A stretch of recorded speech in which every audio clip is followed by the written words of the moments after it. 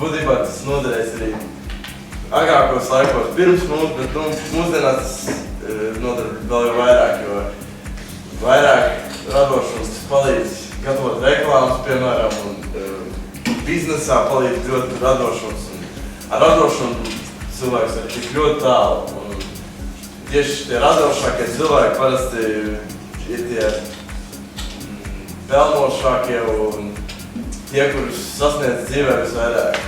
Arī bez radošuma.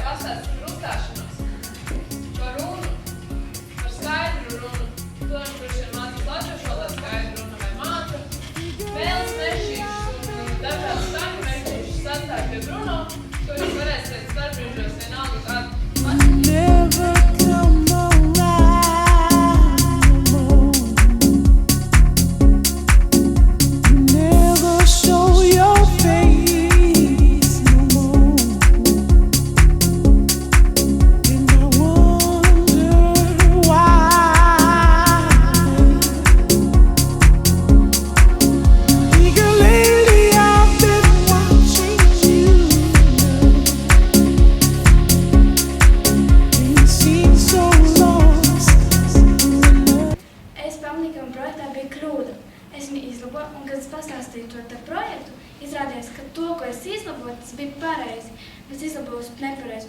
Un es gūtu tādu mazīgu iepriekšējais variants ir pareizi nekā no izlabotais.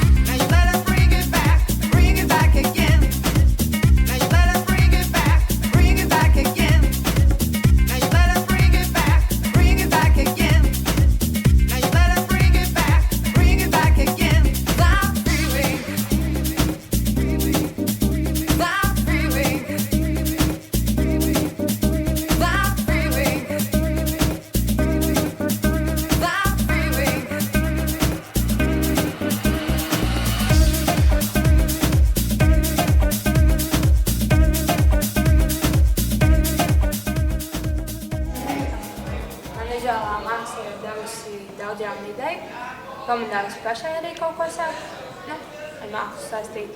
Daudz jaunu iespēju, drīzāk skatu jaunas dzīvi, kā lietas savādāk varbūt uztvert, un arī daudz jaunas tehnikas ir iemācīts.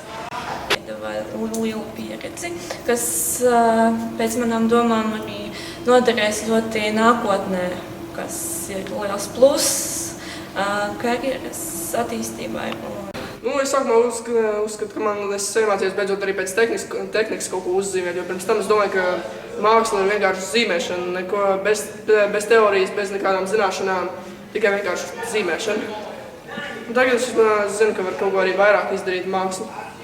Mūsu projektā daudz mūsdienās ir saistīts ar mākslu. Man palīdzēja nostādīt mērķi un tad aiziet līdz galam, tas man iemācīja arī dzīvē daudz ko sasniegt. Vizuālā māksla man deva prieku par paveikto un arī cīnīties līdz galam, lai sasniegtu mērķi. We gotta return to that feeling.